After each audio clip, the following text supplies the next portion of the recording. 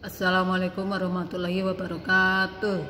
Berjumpa lagi dalam mata pelajaran Bahasa Indonesia Wajib untuk kelas 11. Jika pada minggu yang lalu kita sudah membuat tahapan pertama proposal karya ilmiah dengan membuat judul dari permasalahan yang kita kumpulkan di sekitar kita, kali ini kita akan membuat latar belakangnya.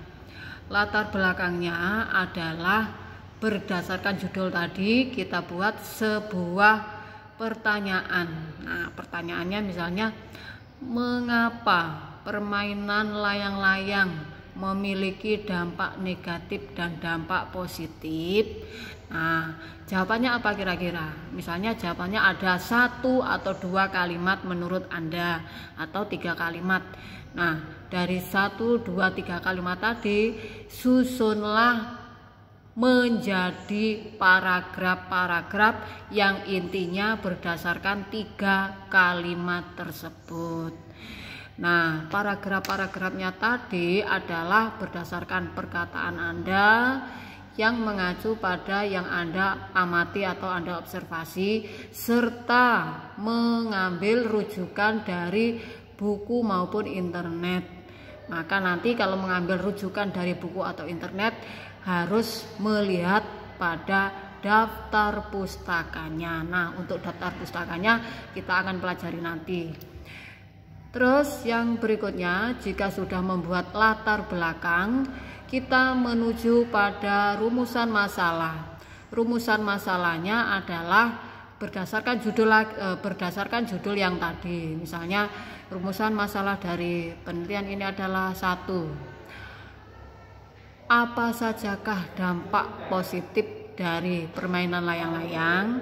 Kemudian yang kedua, apa sajakah dampak negatif dari permainan layang-layang? Mau ditambah ketiga boleh, keempat juga boleh.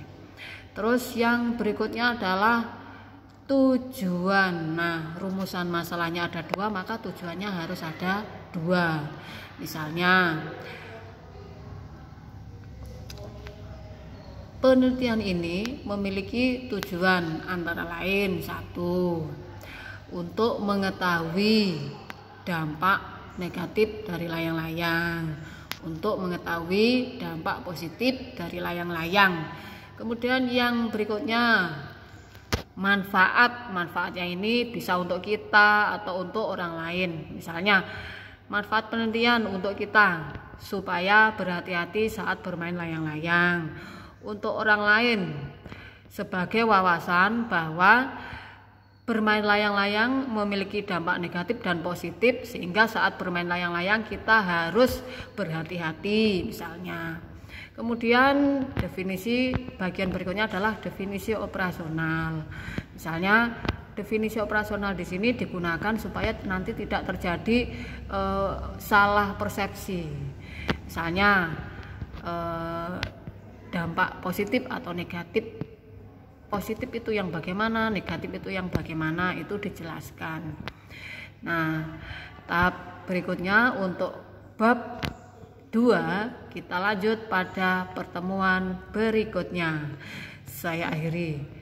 Sebelum saya akhiri, silakan yang ada pertanyaan ditanyakan lewat grup pembelajaran, grup WhatsApp-nya. Sekian dari saya. Wassalamualaikum warahmatullahi wabarakatuh.